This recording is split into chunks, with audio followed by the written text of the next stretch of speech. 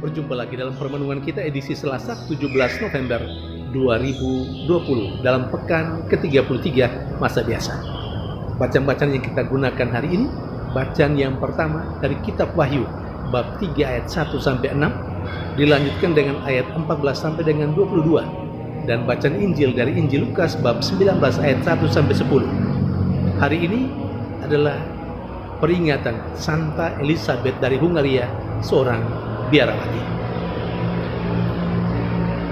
Orang-orang kecil, orang-orang yang lemah, termasuk di dalamnya orang-orang yang disingkirkan oleh masyarakat pada umumnya, orang-orang berdosa.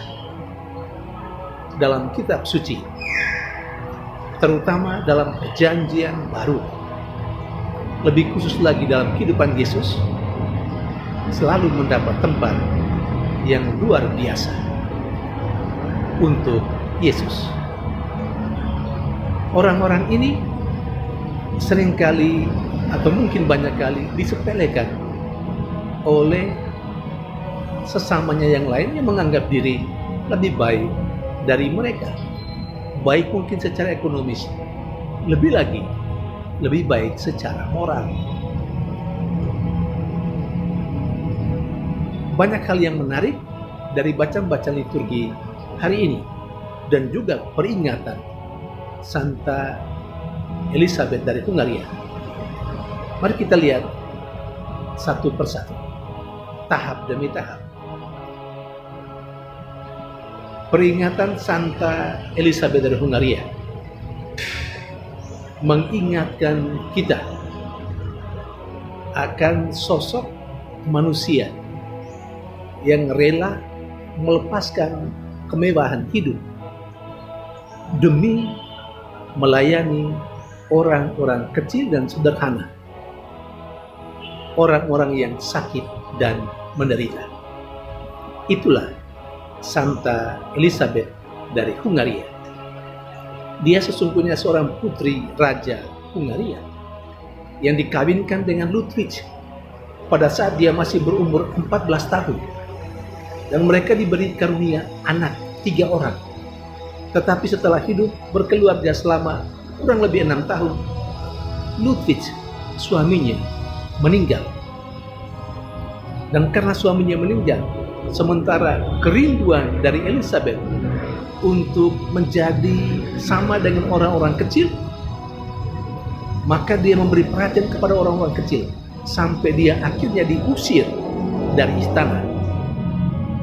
Dia memberi perhatian kepada orang-orang kecil, pada orang yang menderita dan yang sakit. Saudari dan saudara yang terkasih, luar biasa bukan?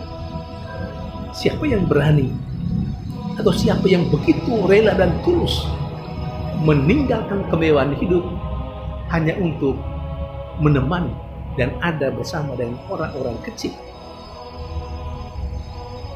Saya kira ada dorongan rohani yang begitu kuat dalam diri Santa Elizabeth Hungaria ini, karena dia belajar dari Yesus yang secara biblis atau yang oleh kitab suci dikatakan dia yang kaya menjadi miskin supaya oleh karena kemiskinannya kita menjadi kaya. Saudari dan saudara yang terkasih, hal yang kedua yang juga menarik adalah penggalan kalimat dalam bacaan yang pertama hari ini.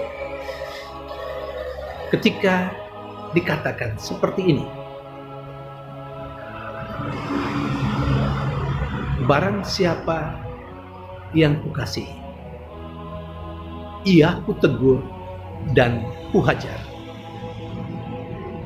Ini sebenarnya kata-kata Tuhan sendiri yang disampaikan dalam sebuah penglihatan melalui Rasul Yohanes, seperti yang tertulis yang diceritakan dalam bacaan pertama hari ini. Apa yang mau dikatakan dengan itu? Ternyata Allah mempunyai cara untuk mencintai manusia. Bagi Allah, mencintai manusia tidak saja dengan memberikan hal-hal yang enak, yang baik kepada manusia, tetapi juga dengan menantang manusia, seperti dengan menegur dan bahkan menegur dengan keras, bahkan dengan menghajar. Mengapa Allah bisa berbuat demikian? Mengapa cara ini juga merupakan wujud lain, bentuk lain dari cara mencinta Allah?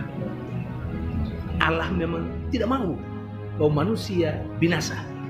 Allah mau supaya manusia hidup bahagia bersama dengannya. Karena itu Allah menegur jemaatnya, umatnya di Sardis dan juga di Laodikia melalui Rasul Yohanes. Saudari dan saudari terkasih, demikian juga perhatian terhadap orang kecil diungkapkan oleh Yesus dalam seluruh perjuangan hidupnya, dalam seluruh karyanya.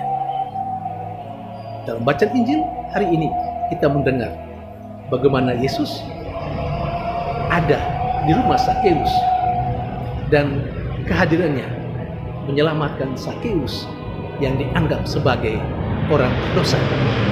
Sakeus memang perlu diselamatkan karena dia juga adalah keturunan Abraham. Saudari dan saudara yang terkasih, kita adalah orang yang percaya kepada Allah. Itu berarti kita mau menghidupi apa yang telah diperlihatkan oleh Allah. Kita adalah orang-orang yang percaya kepada Allah. Berarti kita mau mencontoh tingkah laku, sikap hidup Allah. Kalau Allah begitu mencintai orang-orang kecil, orang sederhana, termasuk di dalamnya orang berdosa dan yang dianggap berdosa, demikian juga kita seharusnya memberi perhatian kepada semua orang, terutama dengan penekanan kepada orang-orang kecil yang membutuhkan pertolongan dan orang-orang berdosa bahkan yang membutuhkan juga kekuatan dan penyembuhan dari kita. Yang kedua, andai kata kita sendiri ditegur dan dihajar oleh Tuhan melalui siapapun yang berkehendak baik dengan tulus mau menyelamatkan kita, relakan kita menerima teguran dan hajaran orang, teguran dan hajaran Allah melalui orang-orang yang menegur dan menghajar kita. Memang sih kita berharap bahwa orang menegur kita dan menghajar kita tidak karena kebencian, tapi memang karena yang mencintai kita sebagai wujud Allah yang mengasihi kita. Kita juga bisa berbuat hal yang sama, asalkan karena cinta kita pada sesama kita, kita berani menegur kalau dia bersalah. Bahkan kita berani juga menghajar. Dan untuk kita yang mengalami hal itu, mengalami teguran dan hajaran, mari kita melihat bahwa itu juga merupakan cara Allah menyelamatkan kita. Sanggupkah kita menerima itu? Saudari dan saudara yang terkasih, semoga Tuhan memberkati kita.